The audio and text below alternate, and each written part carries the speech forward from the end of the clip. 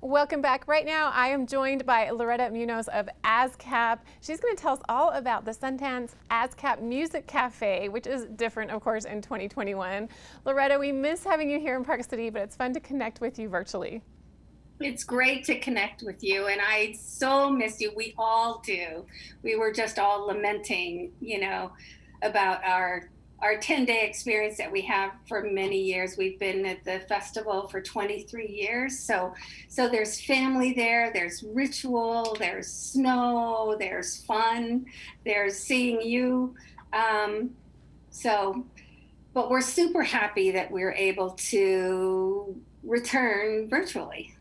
We're making the most of it. We definitely miss seeing everyone right here in our small mountain town. So let's start with ASCAP. If someone isn't familiar with the organization, tell me a little bit more about it and about the Music Cafe.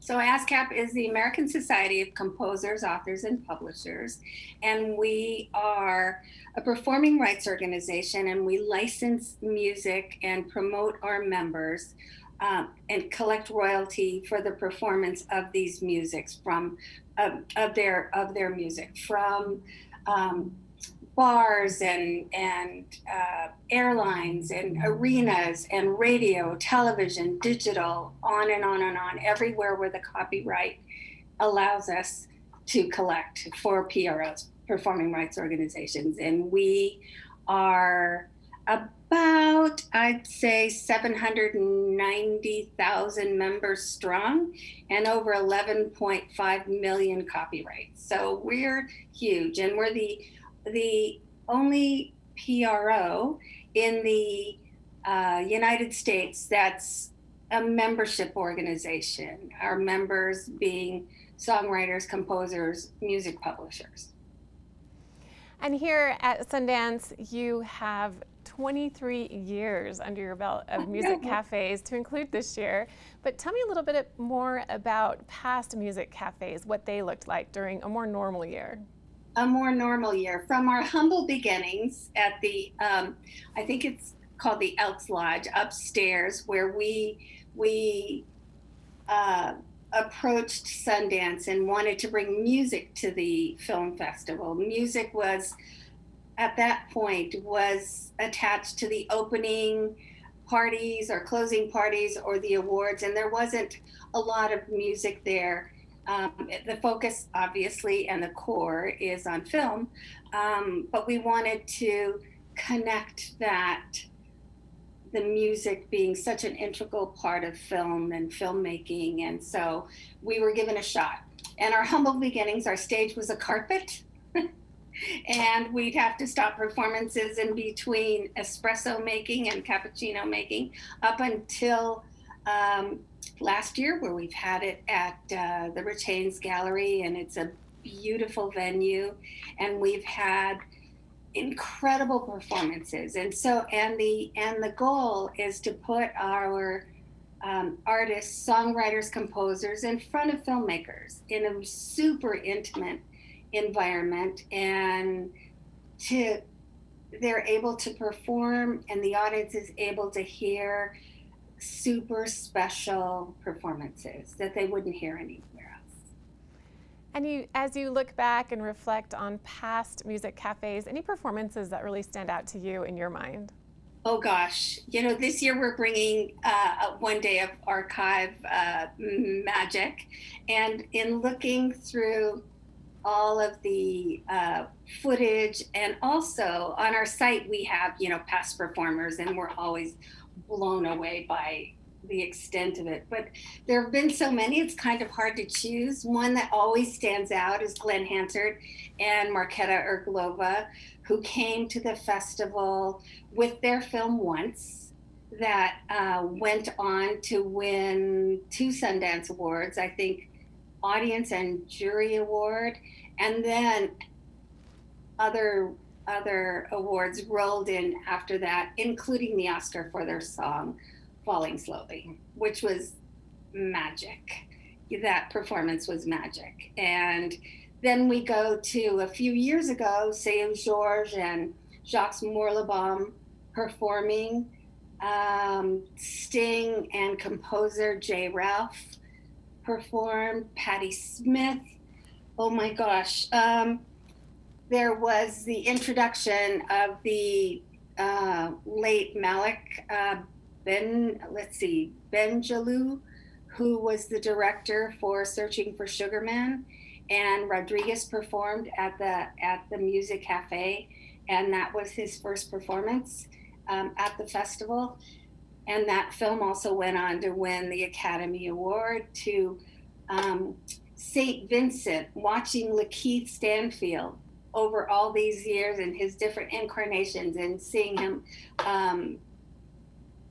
become this incredible, highly acclaimed actor. It just goes on and on and on. It's really hard to choose just one. I'm sure I'm missing so many.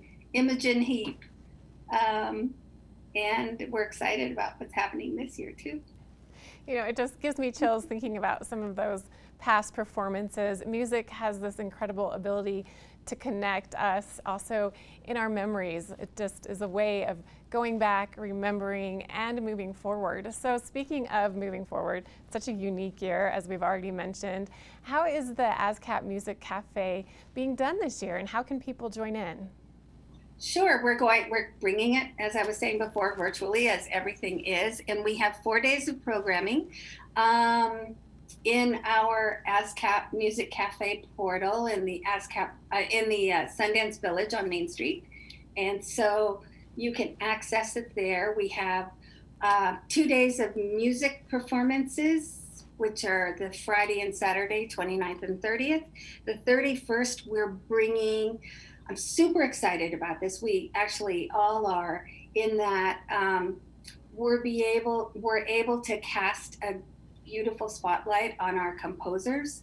So we have 3 wonderful composer conversations, composer to composer director, and composer to composer. One of them is Siddhartha Kholsa and Amanda Jones, both Emmy-nominated composers, and also pals, so that even makes it better. So, talking about their creative process and how they bring things to the to film, to television, to media, and they're very interesting. They have very interesting backgrounds and are quite active in their community and activists. And we have the Mayle brothers, Ron and Russell Mayle, of the band Sparks, and their film The Sparks Brothers is premiering at the festival, and they're having a conversation with the fabulous director Edgar Wright.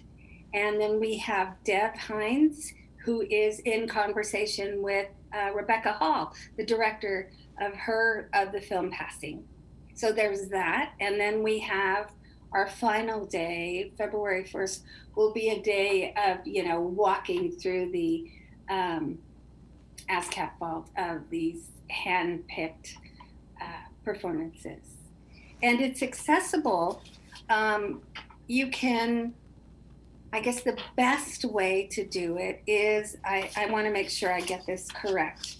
You'd think I had it right here, and now it's on the Sundance site. You can do festival.sundance.org/create-account. And in order to get onto the site, you need to create an account. And there are different passes for screenings and all, but to see the programming on Main Street and at the ASCAP Cafe, you just need to create an account. There's no fee attached to that, but it would be great if one could see movies as well. And also you can check our website at ascap.com/Sundance 2021. So there are a couple of ways to do it. And I really hope that people join in and experience all of this. It's going to be great. Have you had an occasion to come to the Music Cafe in the past? I know some of your colleagues have. I know you're really busy though.